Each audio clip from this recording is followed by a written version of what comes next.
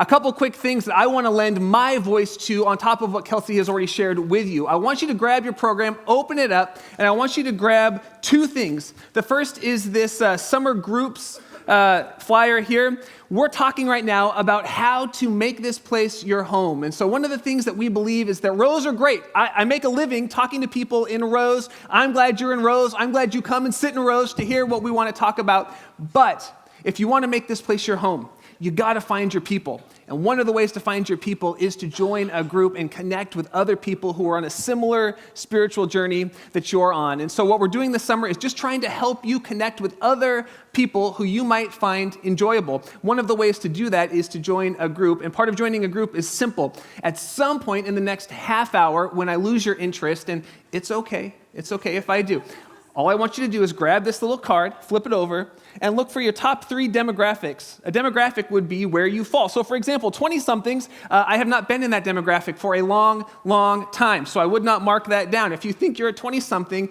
check your birth date, find your license. 20-somethings, young adults, newly married. So we've got some really cool Spanish-speaking communities we're starting to form up. We've got some sign language communities we're starting to form up. We're trying to help you connect in the right spot with the right people to enjoy this journey together. And so I would like you to put down your top 3 preferences of demographic if you'd like to join a group this summer. And the groups will happen twice a month. You'll get to know some people. You'll have some fun. I really want to encourage you, if you're starting out in the church, and we did a survey about a month ago, and almost 40% of you are new in the last couple years to this church, which is so exciting. But that means that it's time to take your next step, make this place your home by finding your community. So at some point, fill this out. After service, we're going to have our guest services team standing in the back by the doors with little baskets. You would just drop this card into the basket when it comes. The other thing is we're having a big groups barbecue coming up, and there's a flyer in your program about that. That's a can't-miss event if you're in a group or you want to get into a group. All right, today, we are finishing up our Bad Blood series. Because isn't it true that bad bloods can come in any relationship at any time, for any reason? And we've realized over the course of this series that you can have peace about a relationship, even if you don't have peace in the relationship. Now, our goal would be peace in relationships. But there are some relationships that you just can't have peace in. And we're going to talk about what do you do when you don't have peace in the relationship, because the truth is you can have peace about all relationships. And peace is key to joy. And here's something I know about you, because you and I aren't that different. We want to have joy in our lives. We want to have happiness. We don't want to be consumed by anger, frustration, bitterness. We don't want to have to walk into work or home or church and figure out who's in the room at that moment and where we have to walk. We don't want to have to make little trips to the bathroom because someone walked through the door that we don't like. There's no peace there, and there's no joy there. And so we've been talking in this series about how do we find peace about relationships, even before we find peace in relationships. And here's what we learned. It actually depends on you. So the author that we've been looking at is a guy named Paul. We're going to continue with some of his thoughts today, but Paul was up to his neck in bad blood relationships. He had a whole Jewish community that didn't like him. He had a whole Jesus-following community that was kind of leery of him. And Paul said these words, if you want to have peace about relationships, he said, if it's possible, as far as it depends on you, you have a role to play. And oftentimes when we get into relationships that we feel like they're characterized by bad blood, we think it's all your fault. But we talked about the fact that it's not always, ever, all the other person. You can have peace as far as depends on you if you live at peace with everyone. And then we walked through a path for 4 weeks trying to explore how do we do that. And it's a progression. And so you're coming in today to the end of a series, and if you think at some point today, hey, that's pretty good, I kind of like that, you need to go back and hear the first 3 weeks of this series because they will walk you towards this spot. If we get to this point today and you think to yourself, I can't wait, I cannot wait to talk about this topic, you've missed the first 3 parts. I need you to go back because if you're super excited about what we're talking about today, you have not taken the journey with us up to this point. And here was the journey we took. We said the path to peace is paved with self-awareness. Because anytime a relationship breaks down, I showed you a pie chart on the first week, we like to think that it's 100% their fault. But in every relational breakdown, it's at least 8% your fault. And self-awareness is figuring out what your 8% is. Because until you know that, you're always going to be pointing at them and never looking at you. So we talked about self-awareness, and I shared with you, listen, if you have multiple people in your life who are saying similar things to you about relational breakdowns, you need to do some work in self-awareness. Or if there's one key person, a spouse, a child, your business partner, a close friend, and they're mirroring to you that there's something that you're bringing to the relationship that isn't working, you need to do some digging into self-awareness. What is it that I'm bringing to this relationship that's causing this break? The path to peace is paved with self-awareness and something that we call empathy. And empathy is all about taking the long walk around and seeing life from the other person's perspective. And 2 weeks ago, I had you fold your hands like this. Do you remember? Fold your hands like this. And then fold it with the other thumb on top. And it felt so unnatural. And I said to you, this is what empathy feels like. Because empathy is suspending my judgment for a minute and trying to feel and understand and see things from the other person's point of view. And once you've done the work of self-awareness and empathy, Pastor Ron did a brilliant job of telling us the next step, which is go, go, go. Go to the other person. Because until you go to the other person, you can't actually fix the break that's happening. And if you realize that someone has wronged you, you go to the other person and repent, which is this big stained glass word that simply means you change the way you think, which leads you to change the way you act. You go to them and say, you know what, I realize that I've wronged you. I was thinking this thing about you, doing this thing to you. It was no good. So I'm changing my thoughts and I'm changing my actions. I'm going to repent. You would say something like this: I'm so sorry that I hurt you. Will you please forgive me? Oh my gosh, those words can be so healing in bad blood relationships. But it doesn't come until you've done some self-awareness work and then some empathy work.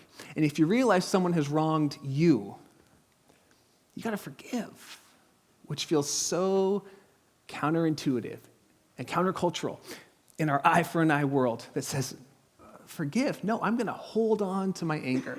I'm going to hold on to my rights. You wronged me. You've done something to me, and it feels like you're holding me hostage. Why would I forgive you for that? But we talked about the fact that God wants to be your hostage negotiator when someone's wronged you. And if you forgive them, it's like setting the prisoner free and then realizing the prisoner was you. Because forgiveness releases control of a person back to God, who ultimately says that he will judge rightly. And it frees you and I up from having to be the judge of that person. We can give them the forgiveness even before they ask for it. And then we can give them the blessing that maybe they've never received. And in doing that, sometimes we get them to change their thinking and walk towards us. And they might just repent. And you might just find the healing that you ultimately long for. Now, the goal of this series, we've said from the beginning, is that you would find peace in your relationship. But the problem is this: there are some relationships that will never be fully resolved. Because in the words of Rob Bass, it takes two to make a thing go right. Right? You know what I'm talking about? It takes two to make it outside. By the way, worship team, that was my audition. Please call me. I feel like I nailed it. The thing we've been missing in our church worship is that high male voice. I feel like I've got it. But it takes two to make that decision. And the reason why some relationships will never be fully resolved is because there are two parties involved. And it takes two to make a thing go right. And the question we're talking about today is, how long does it depend on me? Because Paul says, as far as depends on you, live at peace with everyone. But how long does it depend on you? How many times do you keep going back if every time you put your hand out, your hand gets bit? At what point do you say, My continued extension of assistance to you is actually irresponsible of me, and it's hurting me. And it's not fixing our relationship. It's actually enabling a broken system that is not bringing peace. What do I do when it takes two to make a thing go right? And one of the two is not willing to re-engage. What do you do, especially when there are toxic people that you cannot step away from? Maybe you're related by blood. Maybe you're related in business. Maybe you sit next to them in a cubicle and there is no moving. What do you do with a toxic person who is not turning, who is not apologizing, who is not forgiving? What do you do? Because it takes two to make a thing go right. See, the Bible talks about certain types of people who you may never be fully reconciled with. The Bible calls them foolish people or fools. And here's what the Bible says about fools. Foolish people or fools continually behave in ways that hurt themselves and hurt others. And you might find yourself right now as the other that's being hurt. I love this from the book of Proverbs. It says, as a dog returns to its vomit, ew, that's disgusting. But the author's trying to make a point here. As a dog returns to its vomit, so a fool repeats their folly.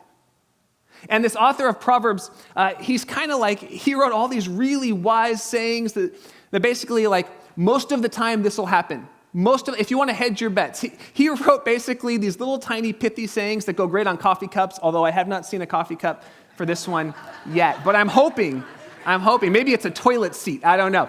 That's disgusting. That is really inappropriate. Who said that? Someday. As a dog returns to its vomit, so fools repeat their folly. The question for you, and the question for me, is this: at what point do you establish a boundary? Now again, if you're sitting here and you just got a little bit giddy because you're thinking, oh good, now's when I get to cut people out, you've missed the journey of the series. You gotta go back. Self-awareness, empathy, forgiveness, going to the person, repenting. But what do you do? Because it depends on two. At what point do you set a boundary? And here's our working definition for a boundary for the context of this series. A boundary defines what's in my yard.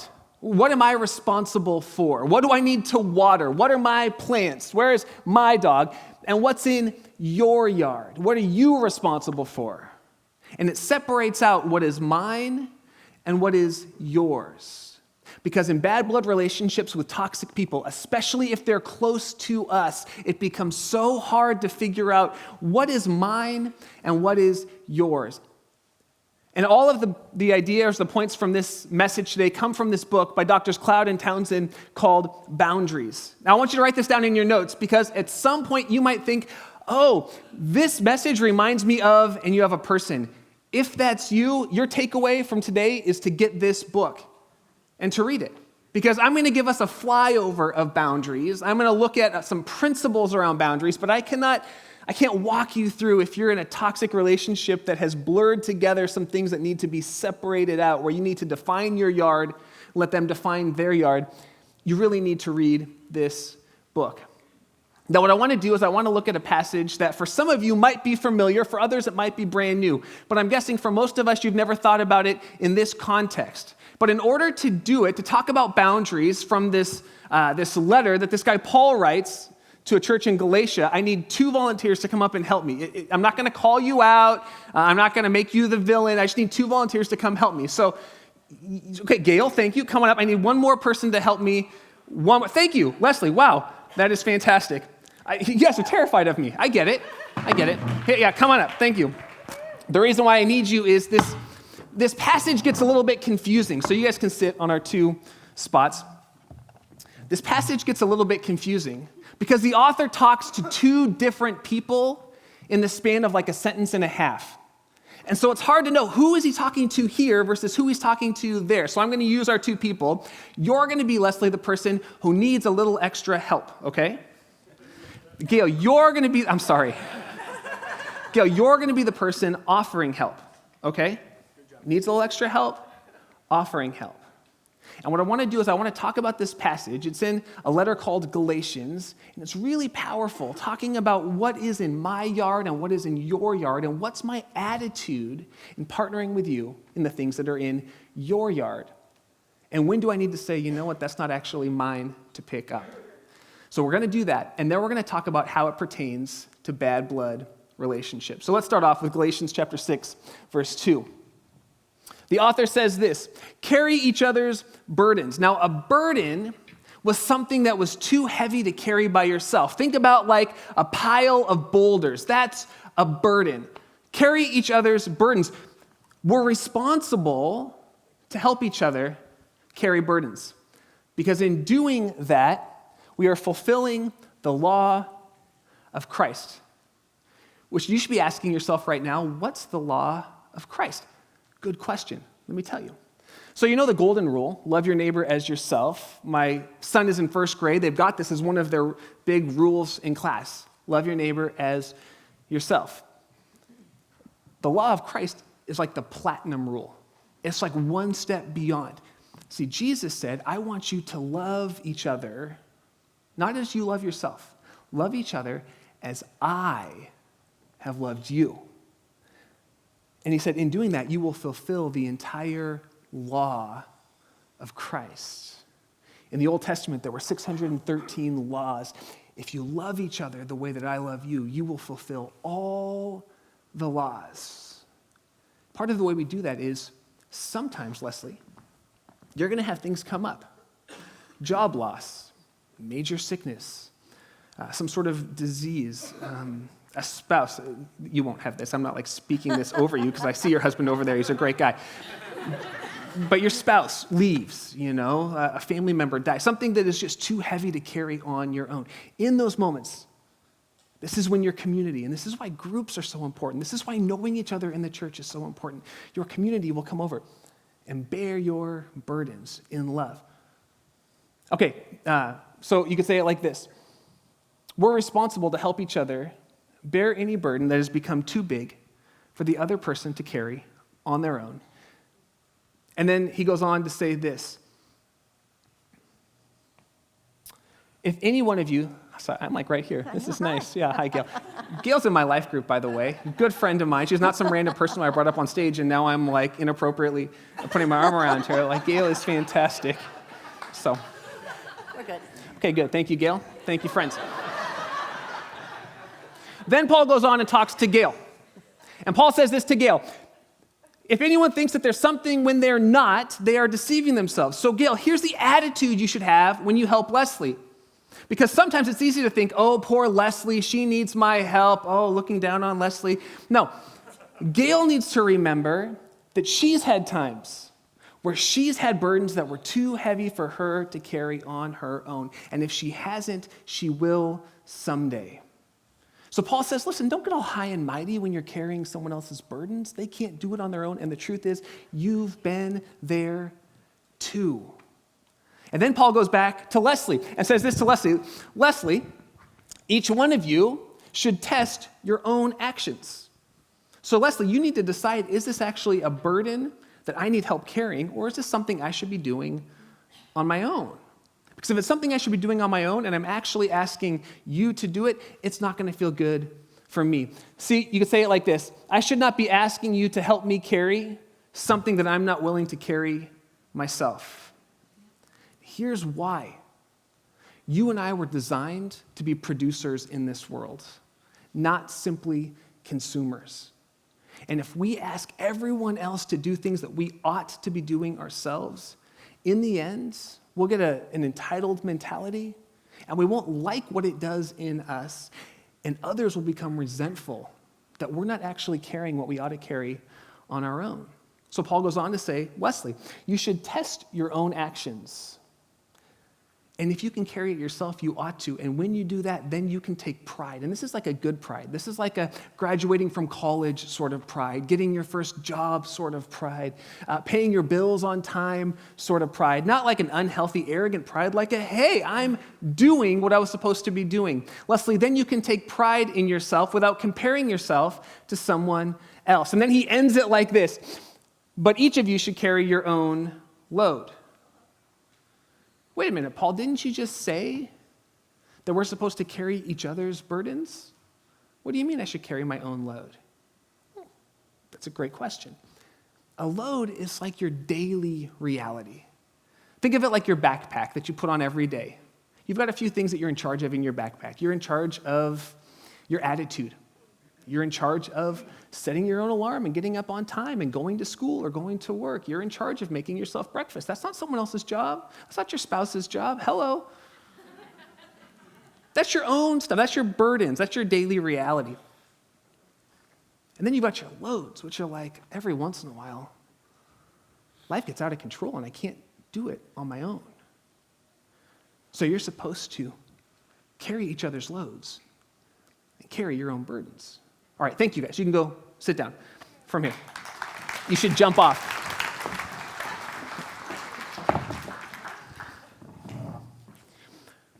So Paul gives us some boundary markers in this passage. He says to us, listen, there are certain things that you cannot carry on your own. They're burdens. And you were never designed to carry them on your own. That's why you're supposed to live in community. No one is supposed to live life on our own. We're supposed to live life in a place where we are loved deeply, known fully, accepted right where we are, where we can be totally honest about our shortcomings and not be rejected or shunned, but actually invited into the process and partnered with. We should be carrying each other's burdens, and at the same time, each of us should carry our own daily responsibilities, our own thought life, our own actions, our own attitudes. And problems arise when we act as if those boulders are our daily loads and we refuse help. Sometimes those burdens that we're carrying for each other, sometimes they're of our own making. You're stuck in an addiction and you can't get out. Okay, if you assume that that's a daily load that you have to carry on your own, you're going to get trapped. You're going to feel isolated. You're going to have shame just creep in, and you're never going to go for help. But listen, if you could have fixed it on your own, you would have. If your marriage is at a breaking point and you just had an anniversary, but you don't know if you're going to make it to your next anniversary, that is not a daily load that you should be carrying on your own. You need to invite people to partner with you and help you through it, help you thrive. Sometimes our burdens are of our own making. Sometimes they're not. A sickness, disease, a job loss. This is when the community comes in. Yesterday, my family and I were celebrating Finkbeiner Family Fun Day. There's this ancient practice called the Sabbath.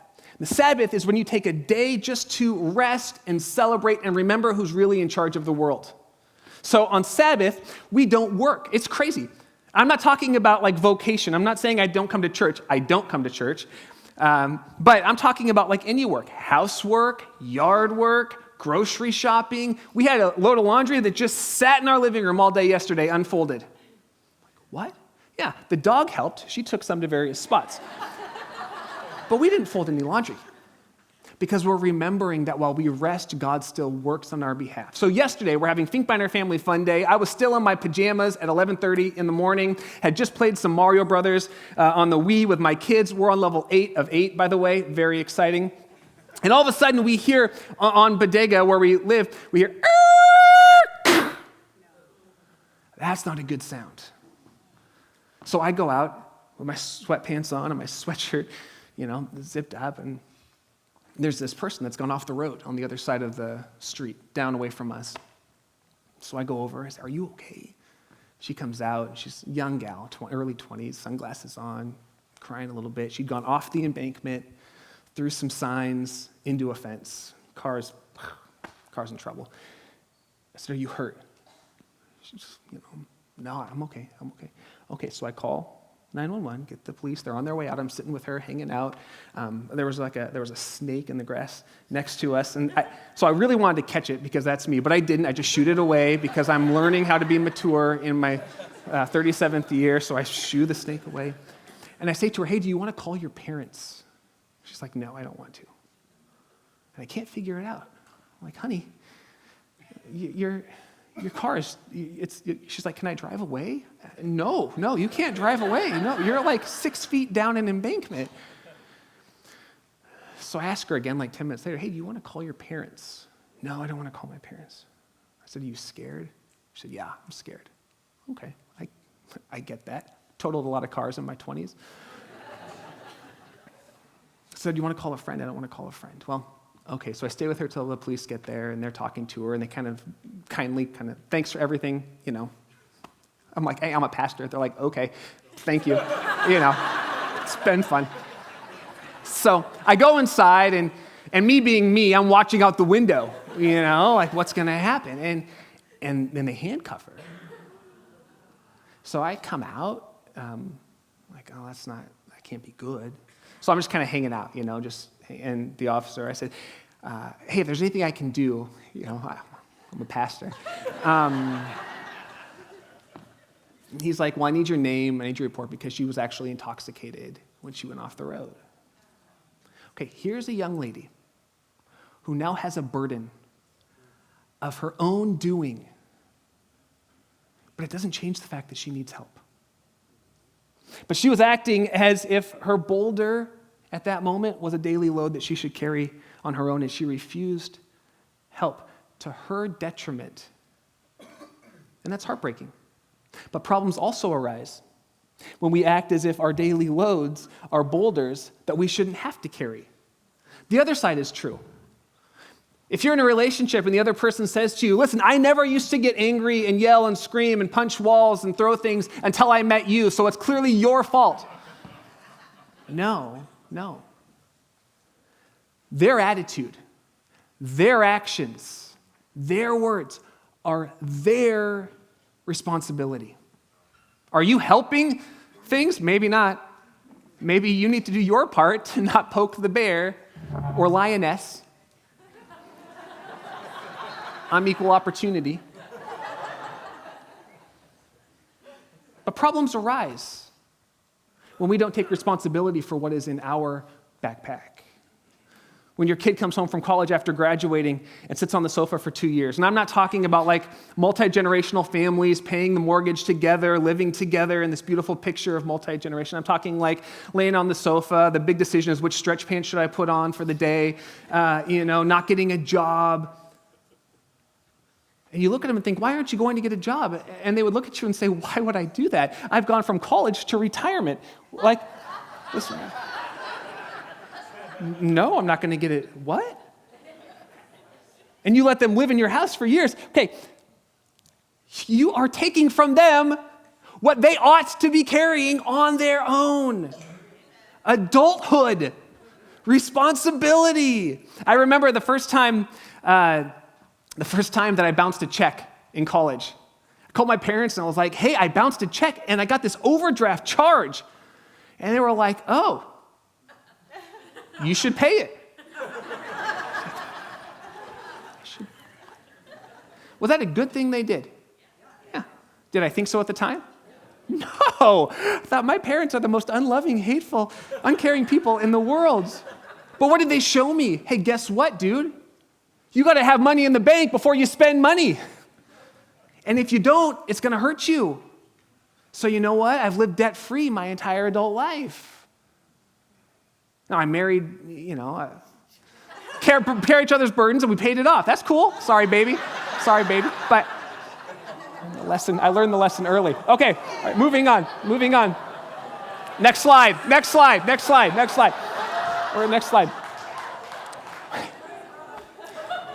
Don't walk out. Come on, that was good. We are responsible to help carry one another's burdens, and everyone's responsible for carrying their own loads. When you and I feel responsible for carrying someone else's loads, we are robbing that person of the outcome of their decisions. And that is not loving. Because sometimes it's not until that person feels the outcome of their decision that they're pressed to change. So a boundary, it simply gives someone back control of the decisions that they are making. A boundary is like saying, listen, you don't have to get a job, but you can't live here rent-free for the rest of your life. So you can move out, and if you choose not to get a job, that will be your choice. A boundary is saying, listen, you can't keep treating me that way and expecting me to just keep coming back. I'm not a fool. I don't return to my vomit. A boundary is saying, listen, you can't be married to me and dating him. Like, no, what? No. Boundaries give people back control of their decision, and that might be the most loving thing you could do for them. Because Jesus followers, we get really mixed up. We think that unconditional love and unconditional acceptance are synonymous. But the truth is, unconditional love does not mean unconditional assistance. Unconditional love does not mean unconditional and unlimited acceptance of a bad behavior. It doesn't. Unconditional love means I'm going to give you responsibility of your choices, and when you are ready to own that, I will be here waiting. But in my yard, that will not be allowed anymore. And here's the great thing about love. Love can be done from a distance. You can love someone and have a boundary. You can keep your heart open to someone and give them responsibility for their own life. When we don't set up boundaries, when we give unlimited assistance, we're communicating to people that we believe that we can save them. If we just keep giving and doing, that we will save them. The truth is, unless someone wants to be helped, your help is not helpful in that moment. Here's the other thing. You can't change the human heart. You can't transform someone's life. You can help them when they're ready to experience change. But when we don't set boundaries, we act as if we are the functional savior of someone else.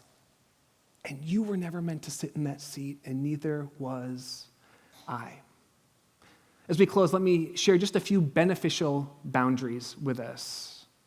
The first benefit to boundaries is boundaries release control of a person, and it gives them back control of their life. Oftentimes, when we don't set boundaries, it's because secretly we want to be in control, and it's a situation that is out of control. So setting a healthy boundary releases control of the person to the person. Healthy boundaries reevaluate the situation in time. A boundary isn't forever. A boundary is for a season, 6 months, a year, 2 years. At the end of that time, it is reevaluated, and you decide, have things changed? Is it time for you to come back in? A boundary is not the Great Wall of China. A boundary is a fence with a gate, and you have the ability to open the gate when you're ready to open it. A boundary is not forever. I think that's the problem with some of us who don't like the mess of relationships. We think we're setting boundaries when we're actually building walls to close people out, never to be seen from again. That's not a boundary. A boundary is like a nice white picket fence with a gate that opens from the inside when you reevaluate. And boundaries keep us accountable. The great thing about boundaries are when the relationships, usually boundaryless relationships, are relationships where we're really emotionally connected. A spouse, a child, a best friend, like really, really emotionally connected. And sometimes we're so close and so deep in the relationship that we can't see the forest for the trees. Boundaries keep us accountable. When we say for 6 months, we're going to shut that door. For 6 months, until you get help, we aren't going to re-engage. Then you get accountability. This is where your group comes in, your life group, your community group. This is where your friendship circle comes in. And they keep us accountable to the things that we are doing. And if you do that, you can have peace about the relationship. even without peace in the relationship. And in the process, if you're a praying person, you ask God to bring peace back in to the relationship. And we keep that gate unlocked, trusting that the other person will change, hoping they do. So you can open the gate back up and invite them back in. In the end, setting healthy boundaries reminds us that we are not someone else's Savior, but that Jesus is, which is really, really good news. This is the good news of the story of Jesus, that he offers love and forgiveness and hope and transformation to everyone, that he loves unconditionally.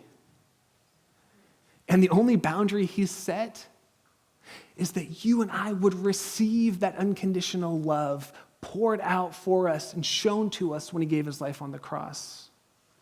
That we would receive what's been given and walk in with him. And ultimately, when we do that, he invites us into a life of continued change and transformation and hope and healing. But Jesus won't force you. He's a gentleman. And he won't enable you. He's a true friend. But he'll partner with you when you're ready. And when we set boundaries, it's for the goal and the hope of restoring a relationship and ultimate partnership. Now, if you're jumping at this, if you're like, woohoo! Go back and listen to the other part of the series.